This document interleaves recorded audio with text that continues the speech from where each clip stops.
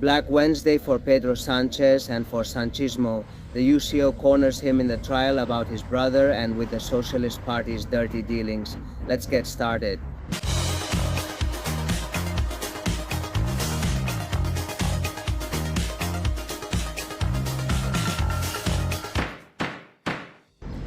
Hello everyone and welcome to a new edition of Precautionary Measures.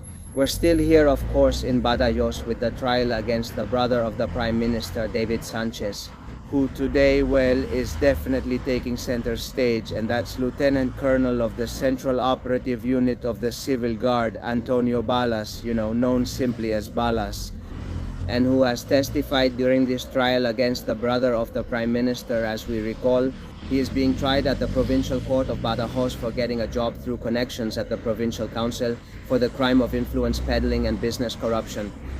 And Lieutenant Colonel Balas, we could say that as usual, as he tends to do in these court appearances, has been relentless, has been firm. And the first thing I would highlight is how Balas pointed to the former president of the Provincial Council, the Socialist Miguel Ángel Gallego, who, along with Pedro Sánchez's brother, is one of the accused. There are 11 accused in total, and Balas, what he said is that in the end, the creation of the coordinator position for the conservatories of Badajoz did not come from either the Culture Department or the Human Resources Department. Instead, it came from a higher political sphere, from a higher political level, and there directly it pointed to the former president of the Provincial Council, the Socialist Miguel Ángel Gallardo. Balas also said that what especially caught his attention was how long it took to create the position, to allocate funds to it, and then, however, how quickly it was assigned to David Sánchez. It should be noted that Balas, throughout a lengthy interrogation, because he was practically testifying before the court for 4 or 5 hours, what he did was to recount one by one practically all the emails that had been exchanged. The heads of culture and human resources of the Provincial Council of Badajoz. He also specified throughout that tedious appearance all the emails that involved the 11 defendants, which are obviously the reason why they are sitting in the dock. And the president of the court, Antonio Patrocinio, urged him to please specify all the emails that involve and directly implicate the defendants. That's what Antonio Balas did, who, to be honest, is a person who comes across as very firm, very decisive in everything he does. And precisely throughout the interrogation, let's say they tried to trip him up, well, the lawyers for the prosecution and the defense. And they kept asking him over and over again about supposed statements he had made throughout his appearance. And Balas, well, he reacted very angrily, He has had several confrontations with David Sánchez's lawyer, Emilio Cortés, and he has also had some clashes with the prosecutor, Begona Garcia, right? They accused him of supposed statements during his appearance, and Balas very firmly denied them. He denied them categorically. It should be noted that this Wednesday, another half-dozen UCO agents who participated in this investigation are also testifying. Under the orders of the head of the Court of Instruction number 3 of Badajoz, the famous Judge Beatriz Viedma. And we're going to precisely include this topic in today's video. Because as you already know, as we revealed a year ago in Libertad Digital and in Medidas Cautelares, Judge Viedma was a priority target. Main target of Pedro Sánchez's dirty tricks. A year ago, we revealed a series of recordings that we obtained from the Dirty Ops network, where they marked her as a target. They wanted to go after her, they wanted to disrupt her work, destroy her work by filing complaints against her with the CGPJ, trying to have her recused, and so on. Why am I linking myself to these dirty operations? Because today the lifting of the secrecy of the SEPI case has also finally become known. But as I've told you in recent weeks, the SEPI case, as you know, has a side related to SEPI contracts. And then it also has another side related to the so-called dirty tricks of the Socialist Party, the famous fixer Leda Diaz, Pedro Sánchez's former right-hand man, Santos Zerdan, and so on. And today we finally learned at least partially about that case file. The part of the SEPI case related to the contracts and the awards is still unknown, but today it has been made public by order of Judge Pedras. So those reports that are part of the investigation prepared by the Central Operative Unit of the Civil Guard have become known. As I mentioned a few days ago, the head of the Court of Instruction Number 9 of Madrid, Arturo Zamariego, is already investigating these dirty dealings of the PSOE. Today, Judge Pedras requested that Judge Zamariego step aside so he can take over the case. Of course, Zamariego didn't take over the whole case since it didn't really make sense for it to be investigated. The same thing. These are the dirty dealings of Pedro Sanchez's PSOE party. In the Court of Instruction Number 9 of Madrid, and on the other hand in the Central Court of Instruction Number 5 of the National Court with Judge Pedras. For this reason, Judge Pedras has already formally asked Judge Zamariego to step aside in his favor so that the entire case can be consolidated in the National Court. We are learning live and in real time about all those UCO reports related to the Socialist Party's dirty dealings. I always say we're not discussing the Socialist Party's dirty dealings, but those of Pedro Sánchez. That must be made very clear. Because those dirty dealings were set up during the famous days of reflection that Pedro Sánchez took when he said he was deeply in love.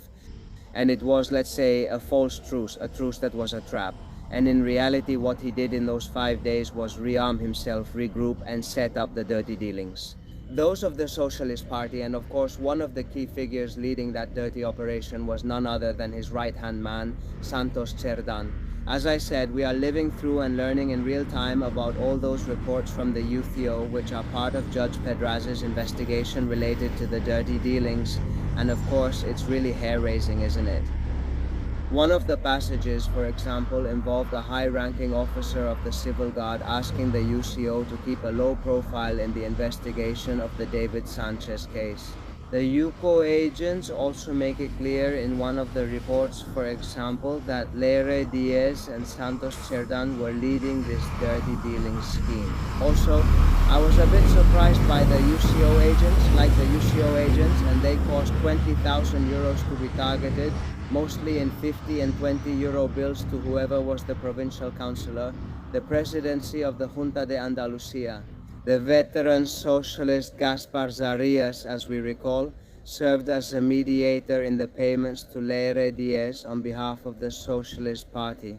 Because in the end, what we're talking about here is a criminal organization created by order of Pedro Sánchez to disrupt all the investigations that affected his circle, his party, his government, his wife, his brother.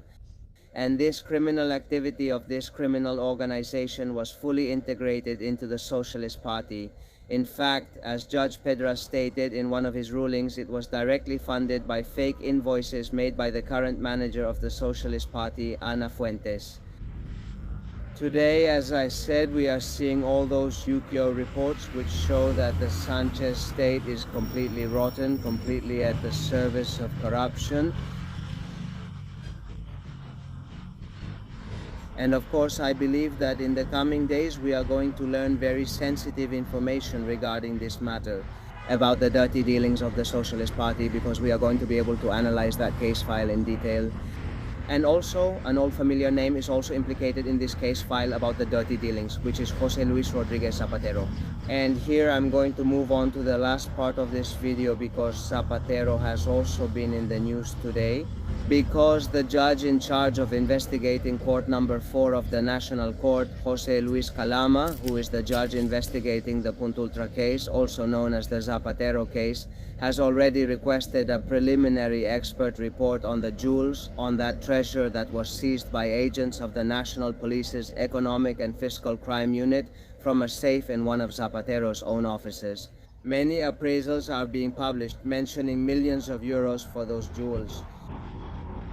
What if they're from an empress or from Louis XIV instead of a former president of the government? So in the coming days, we'll have an estimate of how much they could be worth. Those jewels, that treasure belonging to José Luis Rodríguez Zapatero, which was indeed seized during the search of his office. That's where things stand on this Black Wednesday, this Wednesday of Sanchez-linked corruption with numerous fronts. First of all, the trial of the Prime Minister's brother, David Sanchez. Secondly, the case file of the SEPI scheme related to the PSOE's dirty dealings. And thirdly, the Puntultra case, also known as the Zapatero case. Sanchismo is starting to sink. And of course, it's a necessity for Spain and a necessity for all Spaniards that we put an end to this long and dark period of our democracy, led by the man at the top of all this corruption, Pedro Sánchez. That's all for this edition of Medidas Cautelares. Hope you liked and enjoyed the video. If you haven't done it yet, remember to subscribe to the channel. We're already at 132,000 subscribers, aiming for 150,000. And you also know that you can become members like the chosen ones for less than €3 a month, or like the supreme ones for less than €7 a month. You can also make contributions via Bizum at 607-556-370, 607-556-370. Leave me your comments, your opinions. Sanchismo is coming to an end. We're already witnessing the collapse of Sanchismo. You know I read all of you very carefully. Thank you very much for your daily support, and most importantly, as I always say, make sure this information reaches everyone, because information is power. See you soon.